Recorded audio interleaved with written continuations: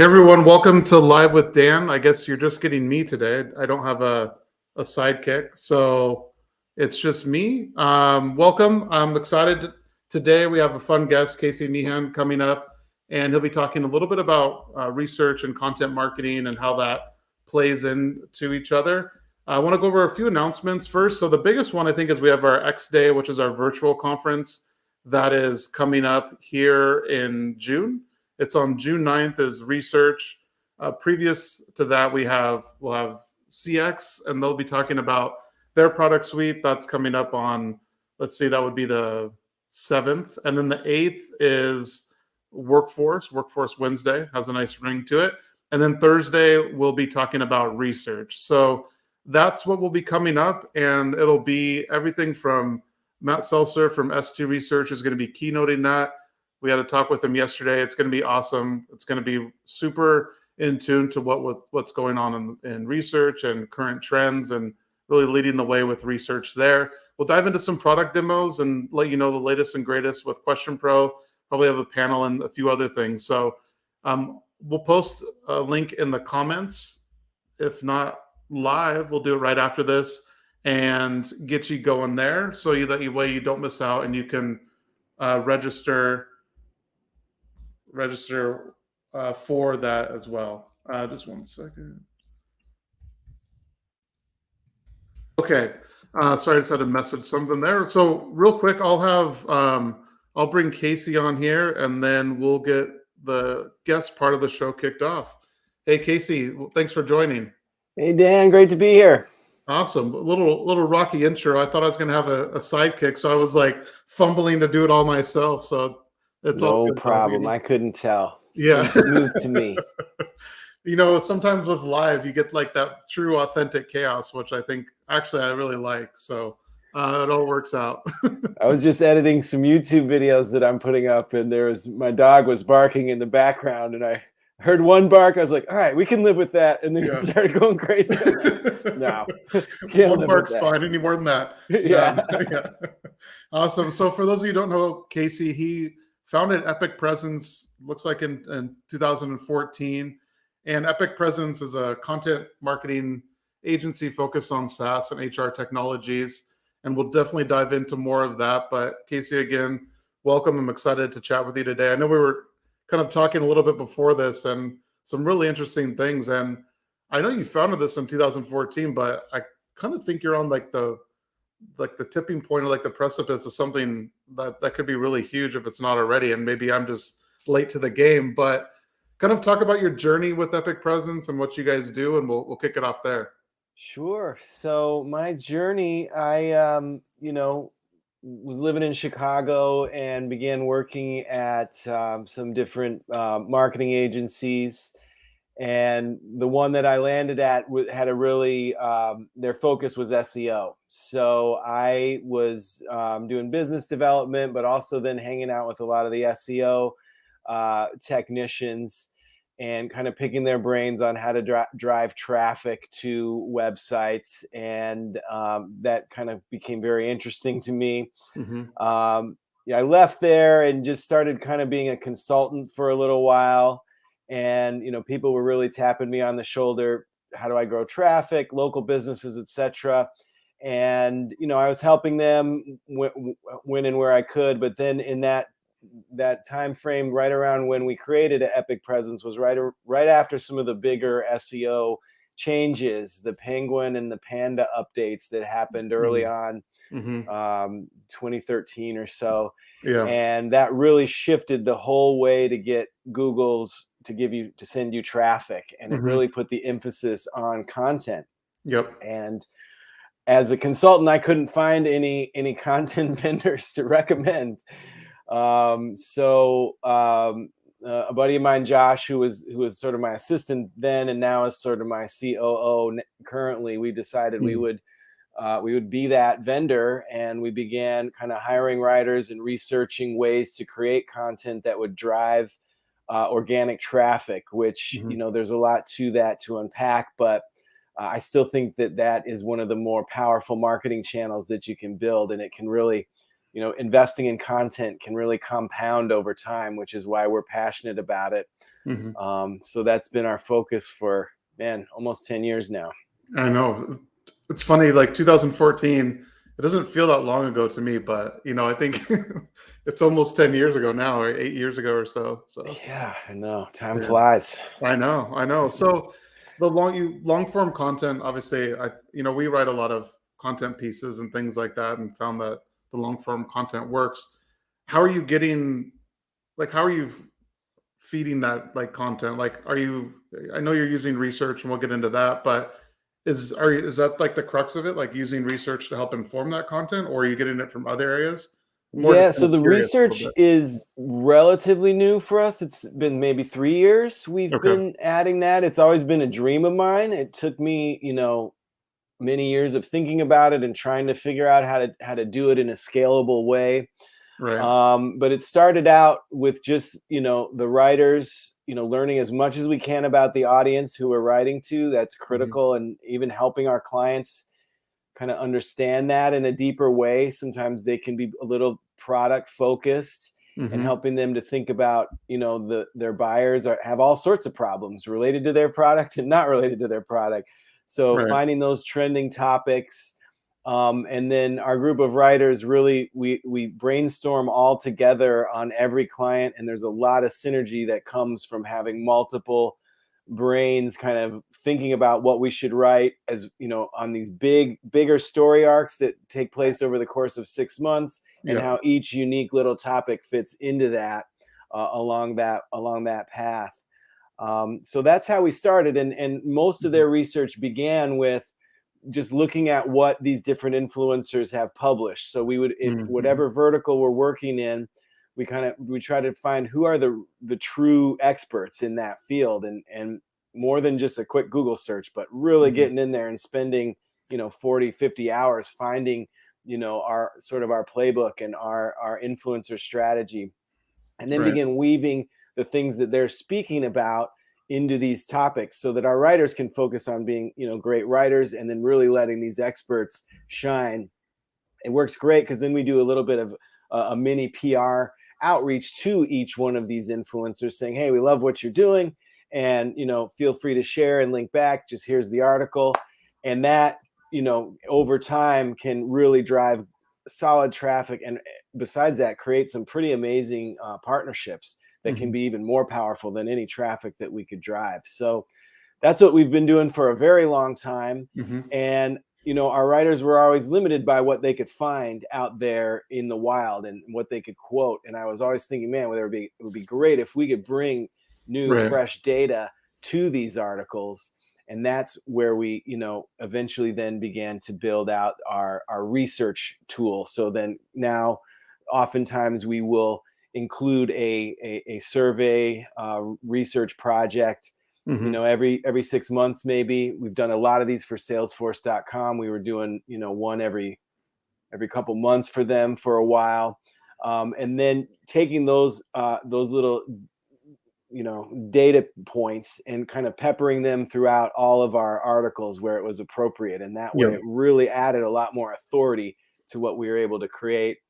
We also package that report into a nice download that turns into, a beautiful webinar in the box, for our clients as well. So, I hope I'm not going too far all over the place here. No, I like it. And I think you're right. When you have that research, it builds kind of a good foundation, right? For the rest of the article, adds probably legitimacy, and like, hey, they got outside opinions on this. It's not just, something I'm reading on the internet, right? So I think that definitely helps out. And if you can make your website or your content channel, whatever that is, to be a source of, brand new data that you can't get anywhere else, all of marketing becomes a lot easier. That can have effects on your paid marketing, for sure, on your organic reach, social reach. It can play a role in your events and, lead generation and everything. Oh yeah, you bet. So one of the things I was looking at recently is you have this SaaS buyer's guide that you put together. Obviously, you do a survey, I'm guessing, get the questions, and then you compile all the information. What I wanted to talk about a little bit in regard to that is, the way that you've packaged it, and I think the presentation aspects of it is really, I think it's good, right? It's easy, Thank you. it's dissectable. I kind of wanted to dive in a little bit with you on like what makes good, a good presentation like that. What are some elements that you think about? And has that changed over time? Like, where do you see that going? So I guess kind It of a has. three-part question there, if that's not too Yeah, much. I have some thoughts on that for sure. Okay, good. So, I think what I see out there is there's either what I call like this blizzard of data where you download something and it's like a million graphs, 90 slides Right. long, and it's like, whoa, what did I get myself into? It's very hard to digest. And then there's the other side where it's just very lean, like one, just I don't know, kind of sales copy with a couple data points. Mm-hmm. So we try to thread that needle, and by and large, I think if you're serious about it and if you're excited about research, you'll probably tend to go a little more on the complex side. And for us, over and Yeah. over, we've just been thinking about how do we simplify this? How do we make it as usable as possible? That report that we recently released was part of a survey that we actually, it was a 30 or 40 question survey, and we really only used like 9 or 10 of the data points. And then we're going to Mm-hmm. use 9 or 10 on a whole nother report that Yep. all came from one research project.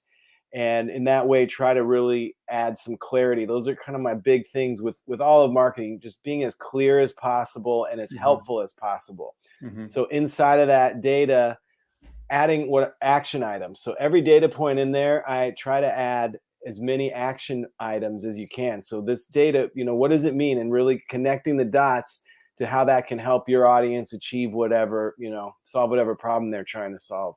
Right, right. And do you see like those, like the presentation or the kind of the white papers? Do you see that as like, do you think that's going to stick around like that form? Or one thing I've been hearing more is like people want like audio format, or they want some of these different things that are not emerging. I guess they're pretty commonplace now. Do you see it sticking with like the presentation will be the anchor, and then you can have some of these auxiliary sort of pieces of content as well? I think whatever the our clients, strong points are is what Mhm. they should lean into. So if it's podcasting and they have a setup, they're excited about Mm, that, that's a good use the point. data for that. Lean into whatever you can do consistently for a long period of time, Hmm. with very little, traction in the early days. Right. So that's the key, is whatever you can commit to is, I think, probably the best channel for you, because they're all Right. good, but they all take time and momentum to build up. And that being Yeah. said, there's going to be, your main channels and then your side channels. So I think Hmm. there's, always going to be a place for an email list, Hmm. and creating, these downloadable pieces can be a great, very helpful, good reason for people to opt in if it's actually, helpful data and not just, sales collateral. Right. Right.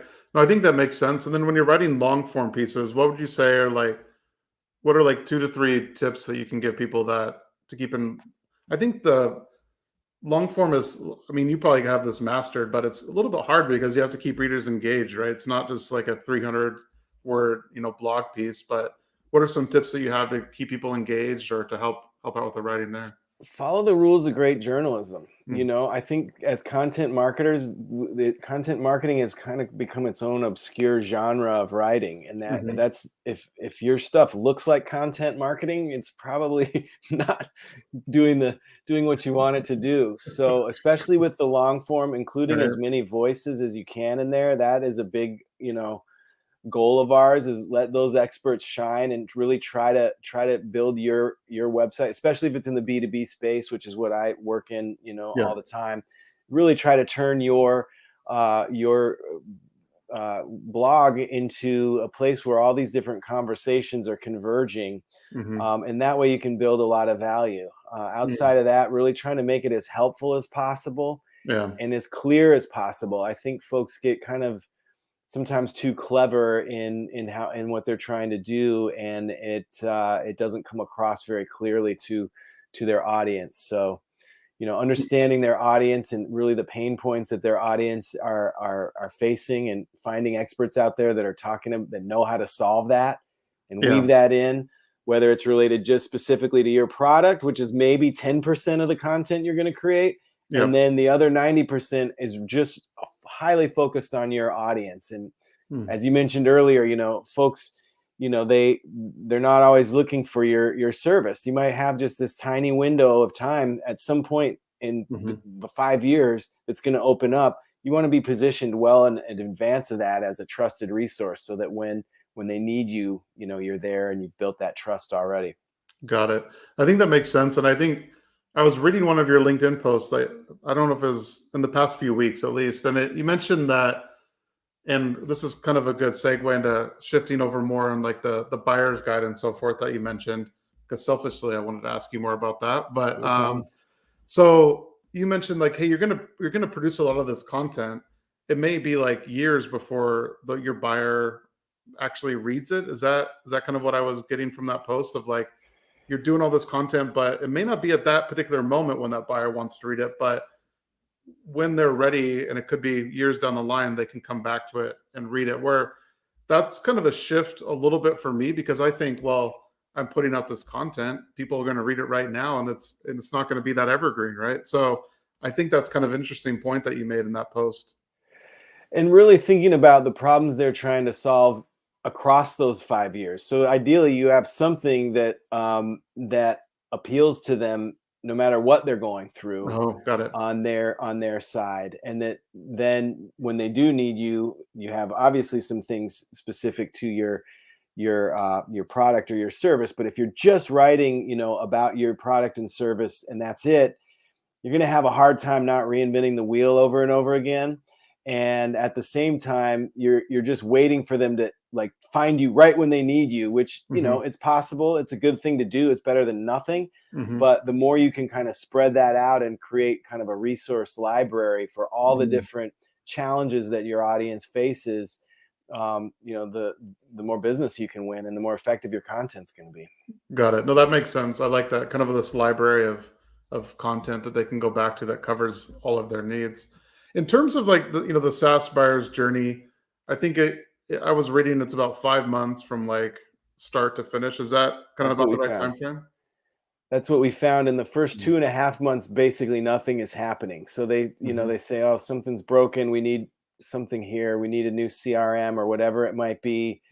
And then if you think about this really rings true. It's like, that pain has got to get a little worse before anybody gets assigned to it. And these are typically, not just, if it's a tiny 1 or 2, 3 person company, they might just start right away looking for a CRM. But we're talking more about, larger companies, medium to large size companies, not necessarily super small companies. It takes them a minute to kind of think about, all right, how bad is it? Do we really need to, it's going to take resources. It's going to take money. It's going to be, a pain.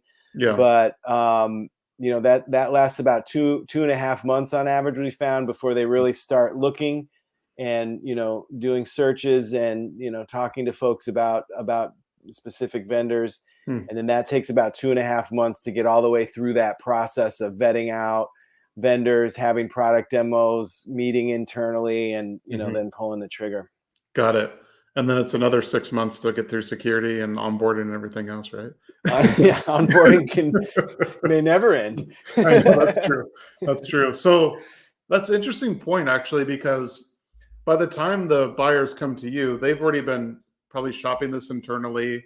They've been at their wits' end with whatever current solution they're using. So they've already invested a lot of time into this. So when they get to you, it's like, okay, now you really need to show that value, I would say. And by you meaning, the SaaS company that they would be, services they would be purchasing, I would say. Yeah. And I think as marketers, like, we have this picture of like, oh, some happy person is just doing some research and like they're excited to find a new vendor. But in the reality, sometimes it's just like this extra thing on their plate that they know is going to be painful. And the more you can do to kind of help them, the better off you are, and really show them those integrations and really speak to all the different, there's the users, and then there's the people who, the C-suite probably has to weigh in. There's all these different people that have to be involved. And so the more you can lay that out clearly, I think the more business you can win. That's more on the sales side of things, but the Right. marketing collateral and the content you create can sure play a role in that. Oh yeah, I think it helps build trust too, right, with the company, and just like, hey, these guys have done it, they know what they're doing, and so forth. Yeah. One thing I thought was interesting too is, you know, spend a lot of time, like I think, talking about like the buying process in that report and what you should expect if you're a SaaS company. What about, kind of flipping the script on and the person buying, like, did the data show anything that like they could improve on to do better to like get to what they actually need, or is that not something that was covered in the study? That's kind of a new angle. I definitely think that having a process for how this goes down is Hmm. pretty important. So Hmm. having a mapped out, even if it's not a perfect process, having some like milestones of like, here's the first thing we do when we need when we need software. Here's how we decide, do we need a new piece of software or not? We can Hmm. decide how proactive we're going to be or not. There's some Hmm. companies that maybe nothing's broken, but they just want the best out there. And that's one way to proceed. But then there's some that it's like it's got to be broken to the point where it is Mm. affecting revenue Right, before right. we make a change. And like, where are you on that scale? Any way is probably fine, or it's unique to you and your resources. But kind of figuring out, when this happens, we are for sure this will trigger our new software search, and Yep. that involves finding a short list of vendors, probably hopping on a product demo with them. Here's the things that we're going to need out of the product demo. That'll be for sure Hmm. integrations and implementation, roadmaps and things Hmm. like that. Here's how the internal conversations should work. Having that mapped out and then kind of continuously refining it, I think could be a pretty helpful a way to go. Interesting, interesting. And you're referring, I think you said there's two different types of SaaS buyers. There's the stalwarts, who are, I Yeah. think, kind of what you were saying is these are the people like it really needs to be broke before we're gonna find anything else. And there's the early adopters who always want to see the latest and greatest. Is that right? That's exactly right. And that was one of the most interesting data points that I Yeah. think we pulled from that survey, is that, those bigger companies that have, a lot of different moving pieces, a lot of the ones that SaaS companies want the most, they've got so much going on that they can't be proactive every day just thinking, oh well, this could be a little bit better. I Hmm. wonder if there's a tool that does this a little bit better. And sometimes it Hmm. happens, but it's usually when something's broken that triggers this process. So that's the majority of the folks that we surveyed were those stalwarts, where they're not gonna change something until it's really painful for them. And Mm. then there's about a third that are those more progressive, early adopters that are really looking for the latest and greatest thing. Right. And those tend to be a little bit smaller. And it also really depends on what type of software. If that software is really core to your offer, if it's like, if you're selling an AI tool and it's like the AI part of the tool, Hmm. that they're probably going to be pretty progressive about, but they Right. may be less, worried about, some of their more basic functions like their accounting software or something like that. They may not be keeping that up to date. So it kind of depends on, where in the tech stack that piece of software fits. Got it. That makes sense. And then, so with the stalwarts, is it truly like pain within a product if it's bugs, if it doesn't have a feature, or can that pain also be like budget increases, or the current vendor wants to raise the price? Was that a factor, or did you guys get that granular on like?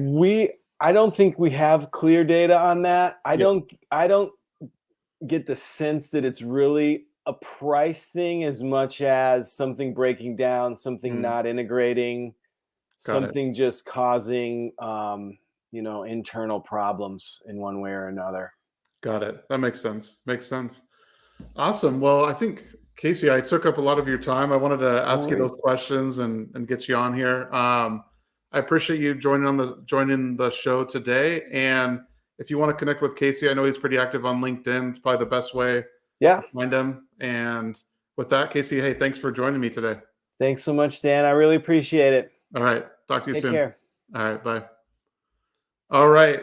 I think with that, that's a wrap to the show. Thank you everyone for watching. Again, I'll post a link in the comments after this with the X Day information so you can make sure that you join that. But without further ado, I'll end the show and have a good weekend, and we'll see you next time.